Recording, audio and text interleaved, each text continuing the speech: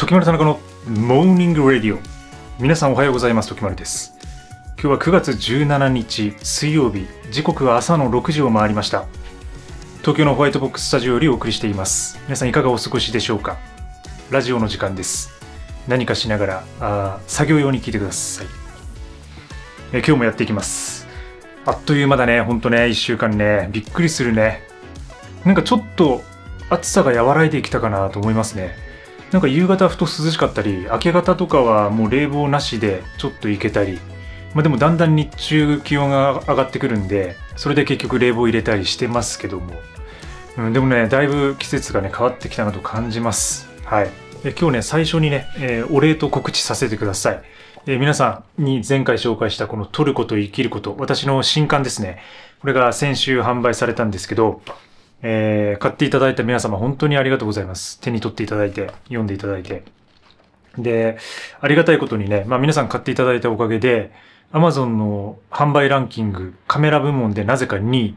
獲得してます。ランキングが全てではないんですけど、やっぱ嬉しいですね。そういう風にね、ちゃんと数字で出てくるのが。はい。で、かなり、未熟な部分もたくさんあるし、誤字脱字とか間違いも結構あるとは思うんですけども、一つの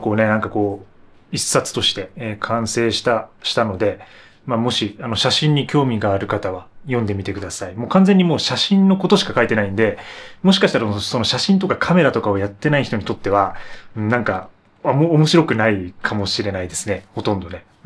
これができたことによってまた次の本をちょっと頑張ろうっていうモチベーションになっているのと、また、作ったことによっていろんな改善点とかが出てきますね。はい。なんでちょっとまた引き続き頑張っていきたいと思ってます。今朝の一曲をお送りします。スティービー・ワンダーで For Once in My Life。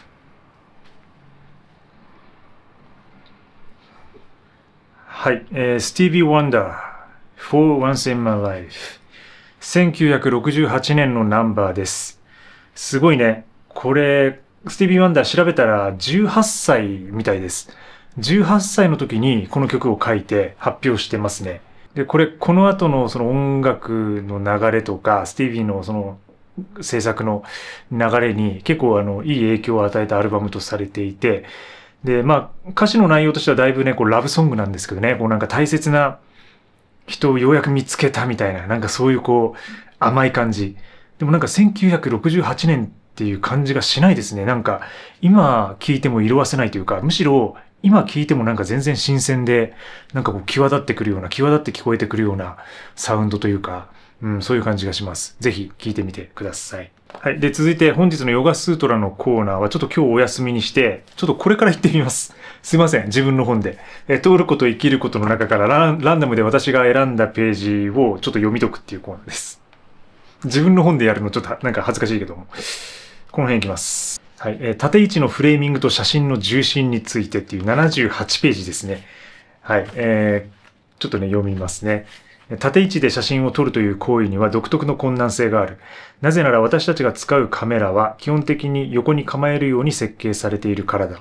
右手でシャッターを押し、左手でボディとレンズを支える。多くのカメラがこの構造を採用している。だから縦位置に構えるとどうしても身体のバランスが不自然になり、フレーミングにも微妙なズレが生じるってことでね。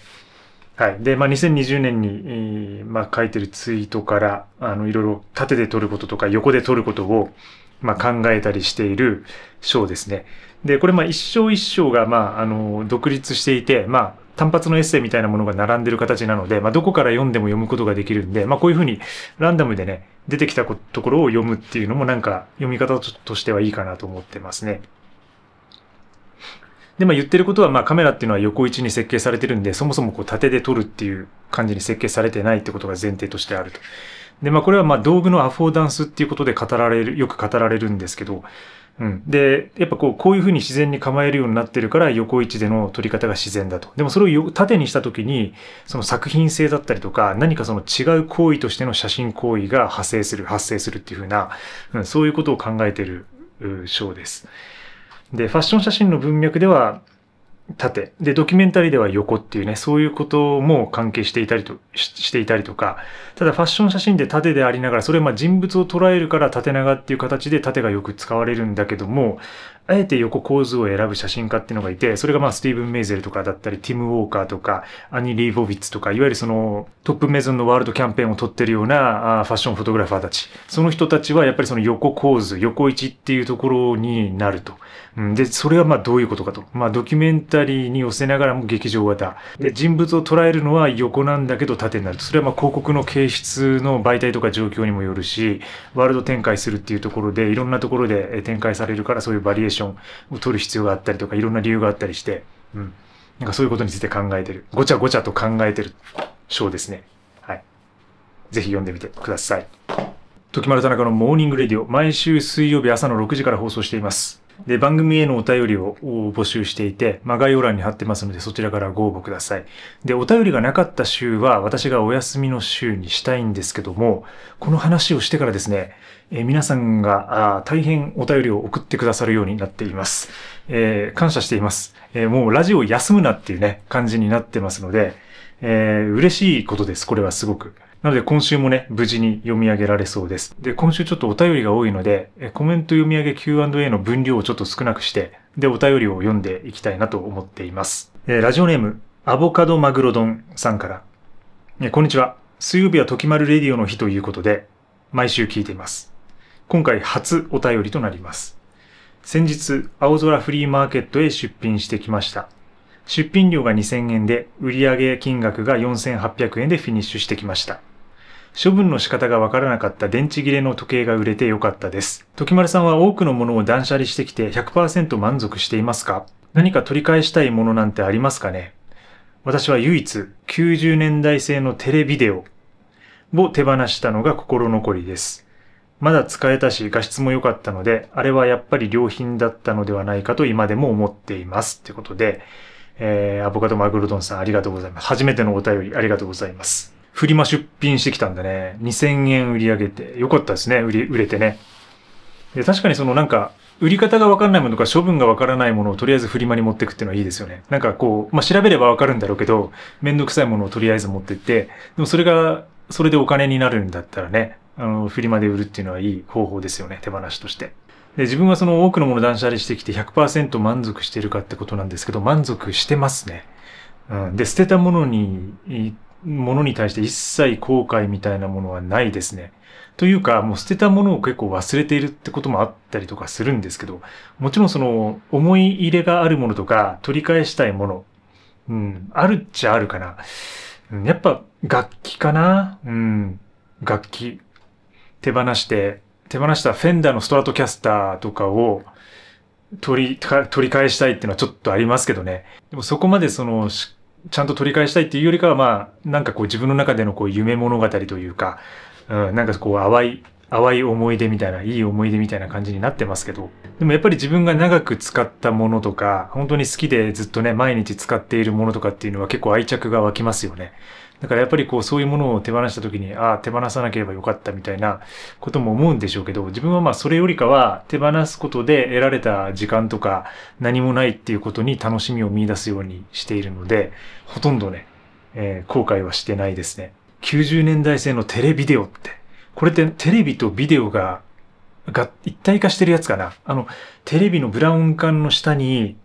こうなんかビデオを入れるところがあるような、あれのことかな。あれだったらうちにもありましたね、昔ね。なんか実家で使ってましたね。確かにあれはなんか懐かしいというか、90年代ならではのアイテムっていう感じがしますよね。で、しかもなんかブラウン管自体がさ、もうなんかレトロですよね、今ね。で、結構ブラウン管が今結構流行ってるらしくて、一部の界隈では。ギーク界隈では。で、あえてそのブラウン管のね、PC のディスプレイ使ってる人とかもね、いるみたいで、なんかあれは確かにこう、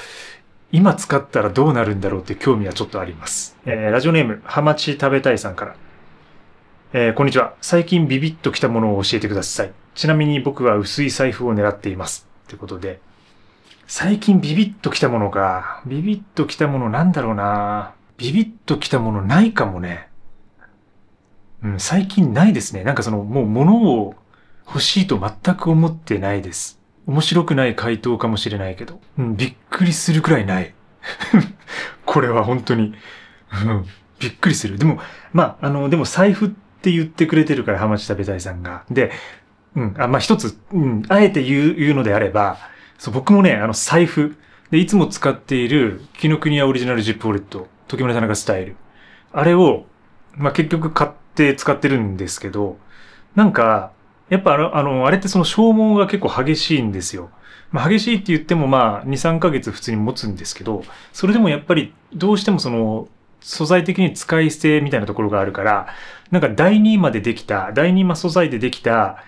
財布をね、ちょっと買おうかなって、ちょっと考えたことがありましたね。それちょっとビビッときてかな。なんか一瞬だけ。で第2マにしたら、これと、このバックパックで使ってるこの素材と一緒なんですけど、一回買えばね、もう半永久的にもしかしたら財布だったら使えるんじゃないかなって思ってたりとかして、ただやっぱKJW っていうのはなんか結構アイコニックな感じもしていて、で、あれやっぱりなんか面白いんですよね。人前で出すと笑われるんですけど、でもやっぱり防水性と軽さとどこでも入る感じと低価格っていう、価格っていうところで、やっぱね、なんかいいんですよね。でもほとんど、それくらいかな。なんか全然ない。ちょっと作業環境を整える面で、テーブルとか椅子とかを新調しようかなってもちょっと考えたりもしましたけど、それはもうすぐ過ぎ去りましたね。なんかね、やっぱこの部屋でやるんだったらやっぱり今のスタイルじゃないと難しいなって。大物の家具とかを入れるのはちょっと難しいなと思ったんで、ちょっと諦めましたね、それはね。続いてラジオネームゴリコさんからいただいてます。いつも楽しい動画ありがとうございます。時丸さんの動画見るために YouTube プレミアムに入会しているものです。寝る前に必ず聞いています。以前コメントでホワイトボックスキャンピングカーを発注していると言いましたが、時丸さんの部屋さながら内装を全部白でとお願いしています。私もかれこれ8年ほどミニマリストをやっていますが、もう家じゃなくてもいいじゃないかという境地に達しまして、愛犬2頭連れて旅に出ようかと思っていました。しかしながら6月下旬、このクソ暑い中、家の前のアスファルトに倒れていた猫を保護してしまい、旅に出られないどころか、家を手放せなくなりました。そういう運命だったのでしょう。私のバンライフはホワイトボックスバンが完成したらまたお便りします。動画の最後にチャオチャオが聞けたら幸いです。ってことで。ありがとうございます。ゴリコさんね。YouTube プレミアムに入会してくれてるんだ。これね、僕もね、気持ちわかりますよ。で、僕もね、使ってるんですよ。YouTube プレミアム。で、これ、いいですよね。やっぱその広告なくなるとむちゃくちゃ見やすいし、で、ながら聞きができるようになるから、なんかその長尺のラジオっぽい動画とか、僕もたまに見たり聞いたりするんですけど、そういう時すごくプレミアム楽ですよね。で、なんか自分の場合はそのテレビとかそういう他の映像系のサブスクってほとんどやってないので、で、ネットフリックスも見るときぐらいしか契約してないので、やっぱ YouTube の頻度が高いんで、この YouTube プレミアムに入会するっていうか、これを使うっていうのはすごいなんか自分の QOL を上げるなっていうふうに思ってますね。で、もう結構ミニマリストで、ゴリコさんは。で、家じゃなくていいと思って、愛犬2頭、いいな、2頭飼ってるんだ、犬を。で、そしたら6月下旬に、旅に出ようとしていたら6月下旬に家の前で猫を保護したと。そしたら、家を手放せなくなったと。そういう運命だったのでしょうって書いてるけど、そういう運命だったんでしょうね、これはね。やっぱね、そういうありますよね。なんか、運命というか、でもそれをやっぱ運命として受け入れるってことが、なんか生きるってことだなっていうか、なんかそういうふうに思いますね。いくら周到に計画とか行動予定を立てても、思い通りにならないんですよ。人生って。これ僕ももう毎回思うんですけど。でもなんかその中で、流れるように生きていくっていうのかな。やっぱ流されながら、サーフィンするみたいに波の上をゆらゆらと生きていくっていう生き方が、なんかいいなと思うし、なんかそうした方がストレスがたまらないというか、楽にね、いけると思いますね。だからこのなんかマインドセットというか、そういう運命だったっていう風に割り切って、でもなんかそこでね、家の中で猫を育てながら、でも結局もうキャンピングカーは発注してるわけだから、キャンプには出れるわけですよね。だから別にその家を手放さなくて、キャンピングカーで好きな時に外にキャンプに出て、で家に帰ったら、その猫もいて、すごくいい生活があるっていうのは素晴らしいことじゃないですか。ホワイトボックス版、ぜひ見てみたいですね。はい。ぜひ、完成したらまた教えてください。続いてラジオネーム、ゆきごらすさんからいただいてます。来月から大阪転勤になります。今、一時的に実家に避難している状態で物が溢れていますが、これを機にミニマリストを目指したいと思っています。段階的に物を減らすために、今の自分の感覚で必要そうなアイテムは持っていき、そこから減らしていくスタイルと、本当に最低限のものだけを持っていって、向こうの拠点で必要なものを入手するのとどちらがよろしいでしょうか。時丸さんの独断と偏見をお伺いしたいです。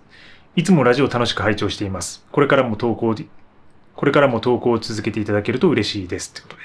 ゆきごらすさん、ありがとうございます。私の独断と偏見で言うなら、何も持っていかずに、その新たな場所で自分の新たな生活を始めますね。新たな場所で、つまりゼロから、もうミニマル、もうエクストリームミニマルスタイルから始めて、で、そこでようやく必要なものを少しずつ買い足していく。そうすることによって新たな生活が、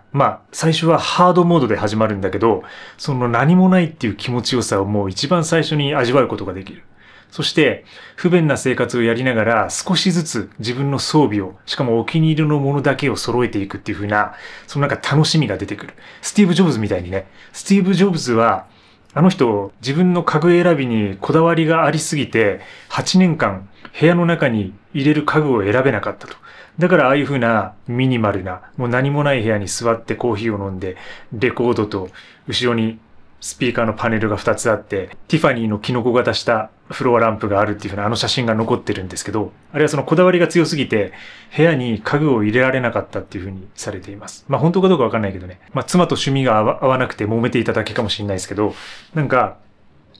そういう感じでその新しい生活を始めるのが楽しかったりするんで、僕はそっちを選びますね。ただこれはやっぱりその自分自身のそのスタイルに合わせて本当はちゃんとやった方がいいっていうのが本音です。はい。なので、つまり新しく買い替えたりするとお金もかかるじゃないですか。で、お金もかかるから、結局今持ってるものをある程度持っていった方が生活は始めやすいですね。スッと新しい生活に入っていけるし、で、新しい場所で暮らすっていうことは、それだけその新たな負荷があるわけじゃないですか。で、転勤になってその場所とかもね、もしかしたらその働くメンバーとかも変わるのかもしれないから、それでさえ新しいストレスが降りかかるのに、それでその自分の持ち物とか生活までゼロで、かつ、買っていかなきゃいけないっていう風になると、二重にストレスがかかってしまうので、それで押しつぶされてしまうみたいな人はやめた方がいいです。だからそういう人たちは自分が今持っているものを持ってって、で、少しでも減らすっていうね、ことはもちろんやっていいんですけど、持っていったまま、その状況で新しいことを始めて、で、生活に慣れてきたら少しずつ手放していくっていう方法が安全ですね。ただもしね、ユキゴラスさんが新たな境地に行きたいとか、ちょっともうストレス降りかかってもいいから試してみたいと、エクストリームスタイル試してみたいって思うのであれば、もうね、何も持っていかずに、新しい生活をボンと始めてみる。でもね、意外とね、生きていけるんですよ。意外と生きていけるし、何もなくてもなんとなく楽しいなっていうか気持ちいいなって感じになるとは思うので、今、だからでも気になるのは、これを機にミニマリストを目指したいって書いているから、だから今までは多分そんなにミニマリスト的な生活を多分されてないんじゃないかなっていうところがありますね。そこがちょっと不安要素ではあるんですけど、ご自身の状況に合わせて、チャレンジするならしてみてください。で、その結果もまた教えていただけると嬉しいです。続いてラジオネームピピさんいただいてます。はじめまして、いつも YouTube 拝見しています。妻子持ちの31歳です。ミニマリストになりたくて本チャンネルを拝見し参考にしています。最近妻に、こんな面白いチャンネルがあるんだよと時丸の動画を見せたら、何を思ったのか突然笑い出し、カレンダーに極太マジックでエクストリームと書き始め、不要品を捨て始めたのです。このチャンネルはスピリチュアルな効能があるとおっしゃられていましたが、本当みたいですね。信じるか信じないかは皆さん次第ですっていう。いや、怖すぎやろ、これ。怖すぎでしょ、これ。妻にいきなり、面白いチャンネルあるんだよって僕のチャンネル紹介したら突然笑い出してカレンダーに極太マジックでエクストリームって。カレンダーに書くってのも不思議だよね。カレンダーに書いてエクストリームって。で、そして物を捨て始めたと。ただでさえ私のインスタフォローすると物が勝手に減りますみたいな噂が出てきてるのに、この動画見るとマジックで、書き出して極太マジックでエクストリーム。もう、その時点で怖いよね、まずね。カレンダーに何エクストリームってみたいなね。で、さらにその不要品を捨て始めるっていうね。物を強制的に捨てたい人にはね、いいスイッチかもしれないですけど、なかなか怖いね、これはね。続いて、秋を刺激する秋生まれの妖精さんから。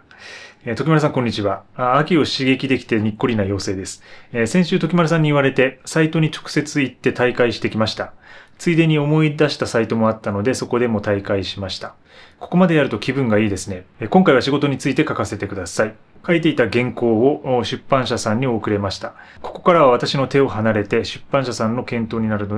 ので、ひとまず作り切った感があります。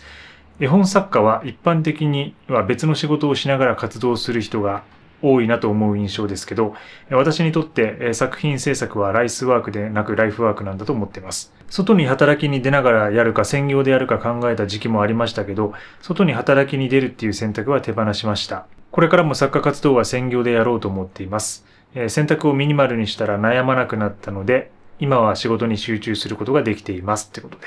秋を刺激する秋生まれの妖精さん、前回もいただいてて、なんかニュースレターを Gmail 上で解除するってことを言っていて、で、それに対してなんかウェブサイトまで行って解約した方が、オリジナルを消せるって話をね、なんかちょっとしたと思うんですけど、そう、絵本作家をされてるんですね。絵本作家をされてて、出版社に送ったと。で、兼業でやるかも考えてましたが、外に働きに出ずに、専業作家でやりたいと思ってますというね。いいですよね。自分ができるのであれば。その収益がついてくるのであれば、専業の方がいいに決まってますよね。自分もだから写真、ほとんど今クライアントワーク手放してますけど、で、ちょっと明日そういうテーマについて、動画一本作ろうかなと思ってるんですけどね。専業でやれるんだったら専業でやるに越したことはないってことだと思います。むしろその考え方によっては売れれば売れるほど専業にせざるを得ないと思うんですよね。だから多分専業で今やってる人たちっていうのはみんな多分その自分なりのポジションとか仕事を確立していて、売れてるから、で、それが忙しいから専業でやってるってだけだと思うんですよ。で、あまりにもだからその専業でやろうと思って暇すぎてて、食える収益を稼げないのであれば、もう兼業でやるしかなくなっちゃうんで、だからそういうバランスでしょうね、多分ね、結局ね。でもいいですよね。やっぱその自分が書いた絵本っていうのが、出版社から出版されるってことは素晴らしいことですよね。お互いね、クリエイターとして頑張っていきましょう。続いてラジオネームチャオさんから。おはようございます。先週のラジオお便りで掃除機を手放しクイックルワイパー導入を読み上げてくださりありがとうございました。コメントをいただいている中で時丸さんはクイックルワイパーの柄の部分を使われておらず、手とドライクロスで掃除をされていると伺い、私も絵を使わずドライクロスと手で掃除をしてみました。結果手を使うことで自然と床と顔の距離が近くなり、細かい汚れ、ゴミを見つけやすくなり、部屋が一層きれいになった気がしています。また体を支えながら右手左手を交互に使って掃除をすることに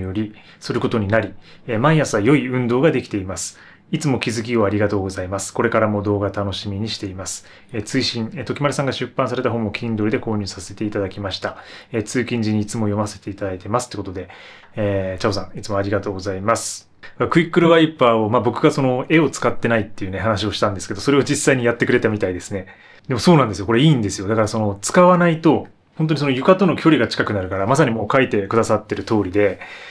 ゴミとのね、距離が近くなるから、ゴミを見つけやすいんですよね。で、細かいところまで行き届くし、で、体を動かすことになるので、それで簡単なね、運動とかストレッチにちょっとなるんですよ。だから最初はね、なかなかそういう、立って掃除機をかけている人たちにとってはなかなか大変なことなんだけど、一回慣れてしまうとね、もう床にしゃがんで、普通に雑巾掛けするじゃないですけど、そのスタイルが一番楽かなっていうか、ミニマルだなっていう感じになってきて、全然苦じゃないっていうか、苦じゃない状況でやれるようになりますね。でもそれも結局、暇だからっていうのはあると思うんですよね。やっぱむちゃくちゃその仕事してたりとか、会社行きながら副業とかしてたりとか、主婦の方とか、お子さんいらっしゃってね、子育てしながら、その掃除楽にしたいみたいな人にとっては、そんな床に減りつくばって、手でね、やってる暇なんかねえよっていう人も多分たくさんいると思うんで。だからそういう方々は多分掃除機の方が絶対的に多分楽だと思うんですけど、私はこういうね、修行僧みたいな、いわゆるその、掃除が一つの自分の中のそのタパスじゃないけど、苦行ではないか。いわゆる普通の修行というか、一つの生活、自分が大事な行いというか、行為として、捉えているようなところはあるんで。なんかそういう人にとってはいいですけど、まあ、本当にこうね、時間がなくて忙しいみたいな人には、もしかしたら、クイックルワイパーのこう、ハンドスタイルはなかなか難しいかもしれないっていう。でも会う人には会うので、もしね、自分これいけるんじゃないかって人がいたらね、ぜひね、試してみてください。なんかそのクイックルワイパーの棒みたいなものを置くスペースとかも不要になるんで、本当に楽ですよ。もうなんかその、ペーパー1枚をこう、2つ積んでおくだけでいいんでね、めちゃくちゃ場所取らずにミニマルだし、私の新刊もお手に取っていただき本当にありがとうございます。続いてラジオネームモノタロウさん。こんにちは、時丸さん、モノタロウです。アップルから iPhone 17が発表されましたね。前作と比べたらバッテリー持ちが良くなったらしいです。これでますます世のスマホ中毒者が増えると思うと、私は少し複雑な気分です。スマホがある世の中と存在していなかった世の中、時丸さんはどちらが好きですか？ということでいただいてますね。ね、なんか発表されましたよね。僕、ちらっと見ましたけど、なんか正式発表とかはもう追ってないですけどね。ただなんか薄くなったけどなんかこうカメラだけ出てるみたいな、なんか変な感じですけど、軽くなったことはいいことですよね。で、私のこの15もだいたい 187g ぐらいあるんで、それが160ぐらいにエアーってやつがなってて、160g になるとまあまあ軽いんじゃないかなっては思うんですけど、ただ私が使っていた初代 iPhone、3G みたいな、時って多分140とかだったような気がするんですよね。だからなんか120とか140だった気がするんで、そこまでは軽くなってないっていう、結局。結局そのカメラのレンズ部分が、おそらく重いんだろうなっていう感じはしますけど、相変わらず私は買う予定はないですけどね。確かにそのバッテリー持ちが長くなると、スマホを使える時間が長くなるから、世のね、スマホ中毒者がまた増えてくると。で、存在していなかった時代と存在している時。で、スマホがある世の中とない世の中、どっちが好きかというね、質問なんだけど、でもどっちだろうね、これね。なんか、どっちもどっちというか、なかったらなかったで不便だろうし、で、何度か話してるように、そのミニマリズムっていうか、ミニマリストっていうスタイルは、スマホがあるからできてることでもあるんですよ。これ忘れちゃいけないのが。この中にだから全てもう時計とかカレンダーとか、音楽とか、で、全て入ってるじゃないですか。もうインターネットのブラウザーから、で、財布でもあるし、スイカでもあるし、みたいな、そういうのが全て入ってるので、それがないときは私たちはそのアナログの、それぞれ分割されたパートのものを一つのものとして、機材としてカウントして、で、所有していたわけですけど、あとあれか、本とかも入ってるよね。Kindle が入ってるから。だからそれを考えるとやっぱりそのミニマリズムっていうのは iPhone によって加速したと言えると思います。だからそういう意味では、これがないと、今のその私のミニマルなスタイル、60個のこの中で生活するみたいなことはできていないと思うので、そういう意味ではそのスマホがある時代っていうのが好きっていうこともはっきりと言える。しかしそのスクリーンタイムとかデジタルデトックスの文脈で考えた時には、明らかにない時代の方が幸せだっただろうし、それこそ80年代とか90年代の映画とかね、見てみても、あとその東京の風景とか見てみても、みんなその電車の中で和気あいあいと喋ってたりとか、新聞読んでたりとか、本読んでたりとか、で、観光地とかリゾート地とかでも、みんなそのこれ持たずに、なんか映るんですみたいなものを持って、カメラ持って写真撮ってたりとか、なんかそういう、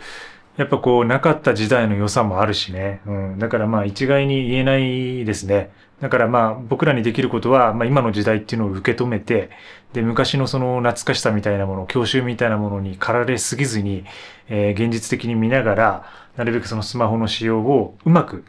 制限しながらっていうか、うまく使いながら、受け止めつつ生きていくしかないんだろうなっていうふうには思っています。スマホがなかったらミニマリストっていう人たちが生まれてないとするとね、どうなってたんでしょうね、世界はね。もしかしたら自分もその YouTube なんてやってなかったかもしれないし、で、このお便りも読めてなかったかもしれないと思います。なぜなら自分はその YouTube 始めた時は当然スマホだけで撮影していた時もあったので、だからそれはこれがあったから、そのまま撮ってアップロードするみたいなことができてたから、作れたわけで。だからそれも全てスマホがあったから、YouTube もできてるんですよね。なんかそういうことを考えると不思議ですよね、結構。運命というか、このテクノロジーと人類の進化みたいなものは、とても考えさせられるお便り、ありがとうございました。続いてコメント読み上げ Q&A コーナーです。皆さんから動画にいただいたコメントを読み上げていくコーナーです。気になるものをちょっとピックアップしながら読んでいきます。前回のラジオからかな、資産3000万円までに実践した8つのことっていうタイトルにしてるんですけど、ここからですかね。ホットコーヒーさんが、ホットコーヒーさん。今朝はスタバ、ほとんどガラス張りの。で、通勤で歩いている人を横目にコーヒーを飲みながらラジオを拝聴しています。変態チックですが、ちょっと優雅な気分です。つい朝カフェをしてしまうのですが、これが浪費なのか仕事頑張るための投資なのか、ずっと答えが見つかりませんっていうね。よくね、よく考えることですよね。そのスタバとか、カフェでやることが浪費なのか、仕事を頑張るための投資なのか。でもこれは結局、自分が満足してればいいと思いますよ。何でも満足していれば僕はいいかなと思ってます。で、コメントのリプライでもね、楽しいならいいでしょうとか、明日への活力っていうね、コメントをね、くださってる方いると思うんですけど、でもまさにそうで、僕も同じ気持ちですね。で、厳密に言えば、そのカフェでやっている時間とかコーヒー代が、自分のその作業分の仕事に還元されて、それ以上の収益を上げられているか、その月レベルとか年レベルでね、そういうことを計算することはできるんですけど、そういう数字だけでは見えないところありますからね。やっぱり人間ってその数字だけで測れないところあるんで、やっぱりそのコーヒー飲んでちょっと気分が良くなるとか、それ飲みながらその聞いたものとかラジオとかで見たものとか、そういうものによって今日一日がハッピーに、そして幸せに生きられるのであれば、それ以上のものはもうないじゃないですか。でも最近はやっぱり効率化とかね、費用対効果が悪いものは手放していきましょうとか、無駄を省きましょうみたいなものがあまりにも広がりすぎてるので、結局ミニマリズムもそういう文脈で語られることが多いんですけど、自分はどちらかというともっと深いところで、人間っていうものがまずあるっていうことを前提とした上で、あくまでも、何度も言ってますけど、ツールとして自分が心地いいとこだけにミニマリズムを適用していくっていうスタイルをとっているし、そっちの方がハッピーになれるんじゃないかなと思いますね。あきこさん、今週もコメント読み上げていただきありがとうございます。嬉しいものですね。癖になりそうです。シーツ案件ありがとうございました。これについてはひとまず解決いたしました。4月頃からトキマリストになり、20代でやっておくべきたった一つのことが運動習慣との言説に衝撃を受け、還暦間近で運動嫌いの老女が、もちろんルナサンダルで人目を気にせずランニングを始めて5ヶ月ぐらい経過。体重は2キロ程度の減少ですが、見た目、体型がかなりスリムになりました。トキリンのおかげです。感謝しています。引き続き配信楽しみにしています。取り急ぎ御礼までっていう。いや、アキコさんすごいね、これ。で、毎回そのシーツに関する質問、布物に関する質問をくださってて、で、僕はそれに答えてたんですけど、これの新しい事実がこのトキマリストになって4月から、で、還暦間近で、しかもルナサンダルでランニング始めて5ヶ月ぐらい経過して、体重減少して体型スリムになったと。これすごいよ。何も運動してなかった方が、で、僕よく言ってるじゃないですか、そのベアフットサンダルってものすごく足に負荷かかるんで、いきなりやらずにもう注意してくださいって。もう3年ぐらいゆっくりやりながら、足を慣らしてからじゃないと、ランニングはしちゃいけないというか、しない方がいいですよっていうことを言ってるんですけど、これでも4月からやり始めて5ヶ月ぐらい、もうルナサンダルで早速走ってるってことですよね、これ。これなかなかできることじゃないですよ、これは。しかもこれまで運動習慣がなかった方が、それをやるってことは相当すごいことで、でも一方で、これは多分そのベアフットサンダルの効力がもしかしたら出ているんじゃないかなって自分の中ではちょっと思いました。ベアフットサンダルの回で詳しく話してますけど、あれの良さっていうのは、やっぱり気軽であるってことなんですよ。で、物事を続けるための秘訣は、やっぱりそのハードルを下げることだと思うんですよね。できるだけその開始のハードルを下げると。で、ランニングシューズをちゃんと買って、靴を買って、で、ウェアを買って、で、ランニングシューズをちゃんと縛って、で、その専用のウェアを着て、走りに行くってなると、ものすごくハードルが高いんですけど、ベアフットサンダルは、近所のコンビニに買い物に行くような体で走り出せるんですよね。それが一つのマジックだと思っていて、歩いてる流れでちょっと小走りになっちゃったっていう経緯で、そんな流れで走ることができるので、そのハードルを下げるアイテムなんですよね。で、それによってその楽に続けられるってことが起きるので、もしかしたらこのアキコさんの現象には、そのルナサンダルっていうことが、功を奏しているような、そういう感じも、このコメントを読んでしましたね。でもやっぱりそのベアフットでのランは結構負荷がかかるので、本当に休んでくださいね。で、ちょっとでも異変があるとか、足に不調があるみたいな時はちょっと休んだ方がいいので、5ヶ月やってきたとはいえ、その疲労が溜まって疲労骨折したりとかっていうする例も結構あるので、なので十分注意して、続けられてください。パックさん、今週も配信ありがとうございました。このレディオがないと元気出ないですし、リスナーの皆さんのミニマムな暮らしの実践を聞けてためになります。私もすっかり TT 教に入信です。モーニングレディオは永久に不滅です。ってことで、ものすごく褒めていただいてますけどね。ありがとうございます。確かに皆さんのね、やっぱお便りによって皆さんのそのミニマルな暮らしの実例が聞けるっていうのは、自分も本当に勉強になってます。で、励みにもなってるんで、これ面白いですよね、やっぱね。もう永久に不滅ですってね、もう私がもう永遠に休めないみたいなフラグがもう立ってますけど、キリンさんがね、三輪明宏さんを待ち受けにするのと同じレベルって。なんか前回確か自分のあれを待ち受けにしてたら、ものすごく資産が溜まりましたみたいな方がいて、で、そのコメントを読んだものに対する多分アンサーだと思うんですけど、三輪さんね、三輪さんを待ち受けにするのと同じぐらいのレベルだって。怖いよ、これ。で、さほど重大でもない発表でね、この取ること生きることを発表させていただいたんですけど、ここでもたくさんコメントいただいてありがとうございます。そして実際に購入していただいてね、実際読んでくれた方もたくさんいて、本当に感謝しています。本当に励みになります、これは。クリエイターのための生産性向上システムの動画で、佐藤さんかな。毎晩就寝前に毎日すべきことを小さなメモ帳に箇条書きしています。予定外のことが入って達成できないこともありますが、メモ書きするようになってから一日がスムースに無駄なく動け、一日の終わりに今日もしようと思ってたことができなかったという嘆きがなくなりました。自分自身への嘆き、ストレスが減り、とても毎日が充実していると感じています。今回の動画で改めて実感した次第です。今日は今から山登りに行ってきます。いつも学びや気づきをありがとうございます。ってことで、コメントありがとうございます。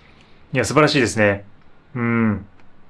で、この動画では、自分自身が実際に使っているメモのツールとか、そのタスク管理の方法みたいなものをちょっと紹介してるんですけど、で、佐藤さんはこの就寝前に翌日すべきことを小さなメモ帳に箇条書きしてるっていう。これもね、すごいね、効果的ですよね。なんか僕も一時期ね、やってたことがありました。なんか寝る前に箇条書きをしておくと、その脳内のメモリを解放できるみたいな話があって、やっぱりなんか一日の中でもやもやと残っているものとか、これなんかできてないなとか、これ明日やりたいなみたいなことが残っていると、眠りにつきにくかったりするんですけど、それを寝る前に、明日のことを前日の夜に書いておくっていうこと。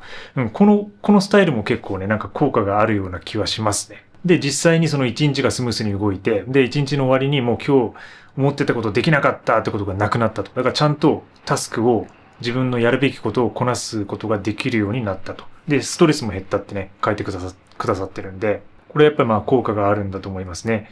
で、僕自身は最近は、夜に書くのではなくて、普通に日中、特に朝書くことが多いですね。だからなんかいつの間にかその朝スタイルになったってことです。でもそれでもやっぱり朝書くことによって、その一日でなんとなく終わらせるってことがあるので、終わらせてから眠りにつけば、なんかその日のものはもう全てクリアしているような状態にしていれば、基本的にその夜書くのとそんなに変わらない状況が作れているのかなと思いますね。やめて正解だった出費5000の動画ですね。そうさん。ジムに通っていたのですが、過剰な筋肉は必要ないということに気づき、退会しました。代わりに健康的な食材を摂ることにお金をかけることにしました。結果的に時間も生まれて健康になっていると思います。いや、素晴らしい体験を共有ありがとうございます。いや、これよく言いますよね。その筋肉をつける。しかもジムに通ってつけるってことは、なんか、その試合とか大会に出る人は別ですけど、その一般的になんかやる場合は、結局その筋肉を肥大化させて、で、プロテインとか、そういう食材でさらにカロリーを増やして、で、また肥大化されて、そしてまた肥大化して、で、また増やして、肥大化してみたいな、その終わりなき旅が永遠に続いていくと。だからなんか辞めたみたいな方は僕の友達にも実際にいて、で、僕はそのジムには行っておらず、キャリステニクスみたいなその部屋でできることをやってるんですけど、再現がないんですよね、その筋肉を増やすってことは。だからもちろんその筋肉を維持することは大事で、ある程度その体作りのために筋肉をつけることは大事だと思うんですけど、その際限なく増やすってことになんかものすごくその執着みたいなものというか、なんか行き過ぎた過剰なものを感じることはよくありますね。でもそれに気づいて退会して、代わりにジムに行くお金で健康的な食材を摂るようにしたと。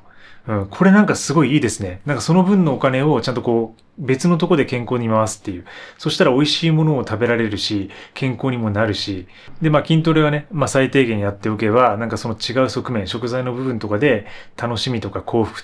とか健康が得られるっていうことは、なんかすごいいい振り替えの方法だなと、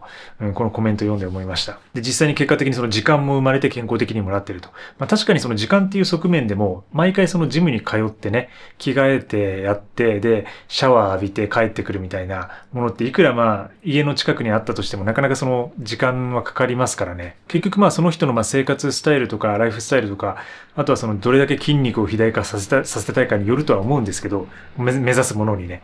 でも人によってはやっぱりその気づいた方はね、その肥大化させ続けるのではなくて、ジムではなくてやっぱり自分の食材とか食費に使った方が健康へのパフォーマンスが上がるっていう場合もあるっていうことですね。MA さんから、私がふと思うにミニマリストの方って大雑把に分けると貧乏型。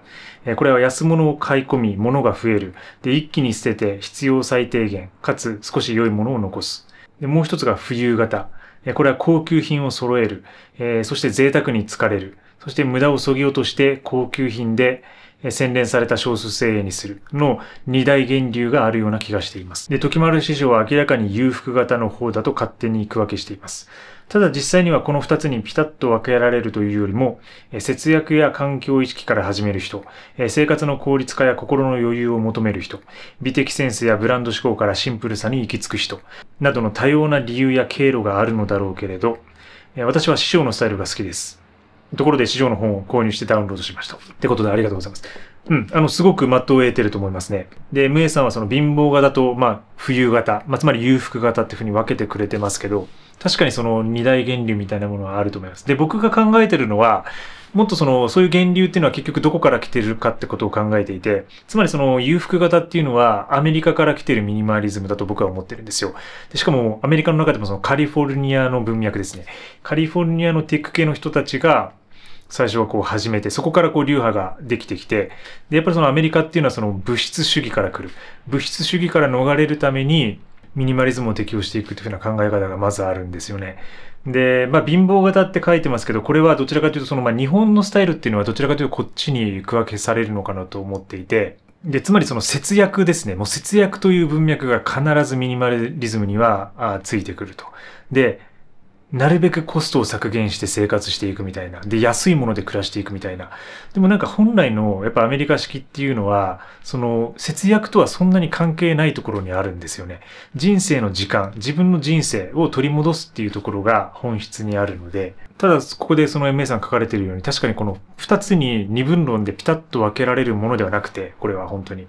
で、節約とか環境意識から来る人もいれば、生活の効率化とか心の余裕、精神的なところ、そして美的センスとか、ブランド志向からシンプルさに行き着く人みたいな、そのいろんな人がいて、二つに分けられるものではないってことを言ってくださっている。それは私も完全に同意です。で、日本はさらに、やっぱりその禅とか仏教とか、その宗教観みたいなもの、そういうものが結構深く根付いていると思っていて、で、昔のその文学からもそうだと思うんですけど、特にその鴨の長明、北条記とか、そういうところもそうですけど、やっぱりその、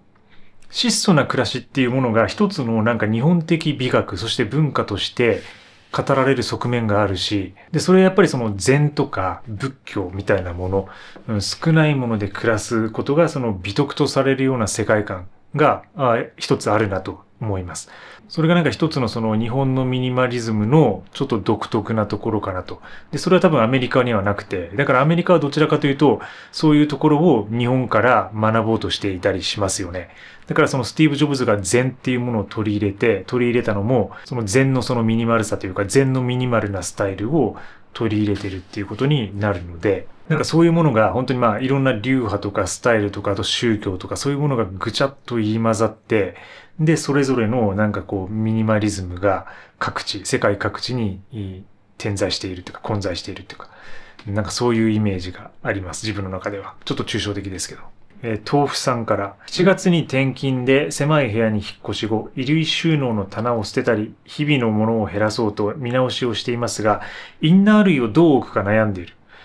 バッグが通勤用のリュックしかないので、PC など入れることもあり、時丸さんのようにインナーを詰められないので、今は吊るす収納を使っていますが、クローゼットがないので、常に下着が丸見えで見栄えがめちゃくちゃ悪いんですよね。ということで。まあ、インナー類は結構悩みますよね。で、これもう完全にエクストリームな回答だと、インナーを手放すってこと。これもパンツとか下着を手放すっていう方が一つあります。ただこれはあまり現実的ではない。下着はどうしても履きたい。そうなると下着の数をなるべく少なくする。で、僕が取ってる方法というのは、これに結局この辺のポケットに適当に入れとくってことなんですけど、それは下着が少ないからできていることでもあるんですよ。なぜなら私はその下着をもう2つしか持ってないから。下着ってつまりアンダーウェアのことなんですけど、パンツですね。アンダーウェアを2つしか持ってないから、1つは必ず履いてる。で、もう1つはもうこの辺の適当に入れておく。で、あるいはその洗濯しててその辺に干してたりするんで、そしてまた1日が終わったらそれを洗濯機に入れて次のものを履くって感じなんで、そんなにその見える場所に出ることがないんですよね。で、その収納の場所も必要なくなると。適当にその衣類系のバッグとかに突っ込んでる感じなので、しかもコンパクトになるのでそんな場所取らないので、ただやっぱりどうしてもその下着が多かったりとか、あとその靴下とか、そのシャツ用の肌着みたいなものとかがたくさんある人は、これ結構悩ましい問題だと思うんですよね。でも一番やっぱり吊るす収納っていうのが、クローゼットにそのまま収まるので、雰囲気的にはいいかなとは思いますけど、ちょっと良い方法が見つかるといいですね、これは。ズンダーさんから、やめてよかった習慣、家具を置くこと。床に面しているだけで急激に掃除コストが上がるんですよね。家具は浮かす。意地でも浮かす。我が家の設置家具は椅子と机、どちらもキャスター付きとベッドマットレスのみ。マットレスは寝るとき以外は部屋の隅に立てて換気。フレームなんて置いた日には埃との共同生活が始まるからね。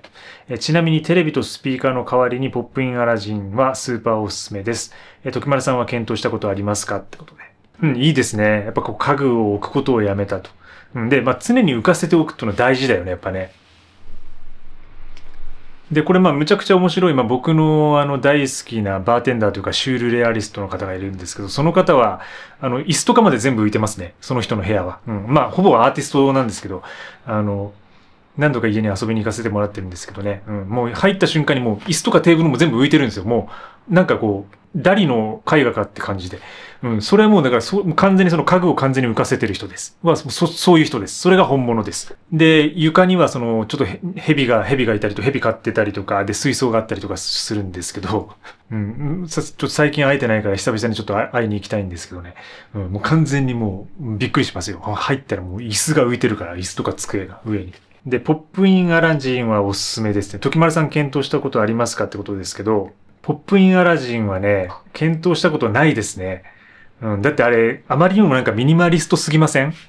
ミニマリストが使ってそうじゃないですか。僕そういうの嫌なんですよ。エクストリームなんで。まずその上につけるっていうのが、ついてんなって感じするでしょ。あれ、ポップインアラジンって結構でかいじゃないですか。で、あれが、その天井にあるのが僕はその美しくないと思ってるんですよね。だから僕の今天井にあるのは一本のレールについた暖色のスポットライトだけなんですよ。だからそこにその不要なものをつけたくないんですよね。エクストリームにミニマルでいたいんですよ。だからポップインアラジンっていうのはもうトゥーマッチすぎる。そういうわけで検討したことないです。もうミニマリストすぎるし、トゥーマッチすぎる。でかいでしょ。美しくない。そこにあるってことが。で、はっきり言わせてもらえれば、そのおうち時間を充実させるみたいな雰囲気があるのも嫌いです。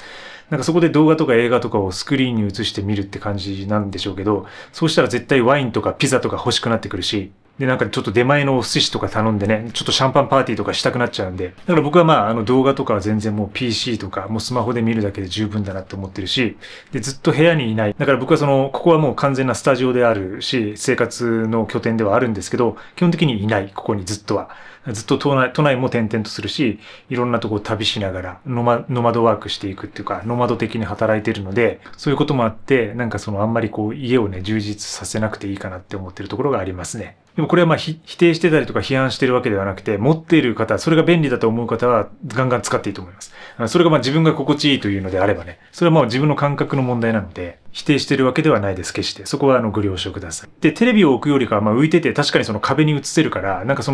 床周りがスッキリするみたいな多分利点はあると思うので、いいとこは多分たくさんあると思いますけど、ただ自分は使わないっていうだけですね。はい。ということで、だんだん空が明るくなってきました。もうだいぶ明るくなってますね、これは。そろそろ水曜日が立ち上がってきて始まっていく合図です。今日も始めていきましょう。時丸田中のモーニングレディオ、毎週水曜日朝6時より放送しています。いつもコメント、お便り、高評価いただきありがとうございます。まだチャンネル登録してない方はぜひチャンネル登録もよろしくお願いします。そしてもう9月も半ばで、芸術の秋、食欲の秋が迫ってきましたので、涼しくなると活動的になってなんかやりたいこともやりやすくなるし、断捨離も進んでいきますので、ちょっと気合い入れてね、新しいことどんどん始めていきましょう。私も新たな世界に飛び出していきたいと思います。今日も最後までご視聴いただきありがとうございます。また次回のラディオでお会いしましょう。良い一日をお過ごしください。いってらっしゃい。